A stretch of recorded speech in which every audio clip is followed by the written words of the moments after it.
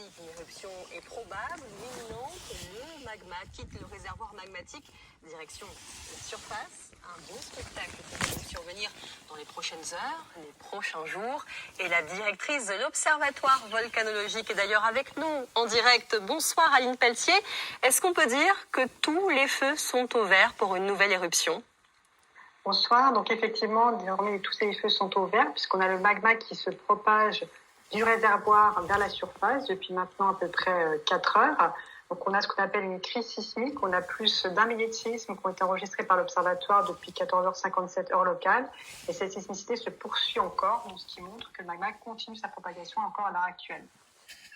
Aline Pelletier, où se trouve le secteur impacté par cette propagation du magma vers la surface ? Alors, avec tous les capteurs de l'Observatoire, on peut suivre en direct la localisation du magma. Donc, on sait où est ce magma en profondeur. La localisation sera communiquée par voie de communiqué de presse de la préfecture lorsque l'éruption débutera, bien sûr, si l'éruption débute, si elle n'avorte pas, comme ce fut le cas en octobre 2019 et 2020. Effectivement, une reconnaissance aérienne a-t-elle pu déjà être effectuée ? Ah oui, vite. Alors, à l'actuel, il n'y a pas eu de reconnaissance aérienne, puisqu'il n'y a encore pas d'éruption. Donc la sismicité, on peut la suivre à partir de nos appareils de mesure.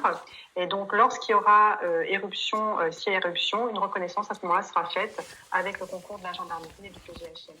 Alors Aline Pelletier, vous l'avez dit, ça s'est déjà vu dans le passé, une crise sismique, un magma qui quitte le réservoir et finalement pas d'éruption.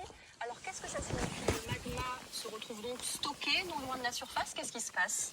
Voilà, c'est ça. Il faut savoir que depuis maintenant le 13 mars dernier, on avait du magma qui s'accumulait dans le réservoir magmatique. Donc ça a duré un peu moins d'1 mois.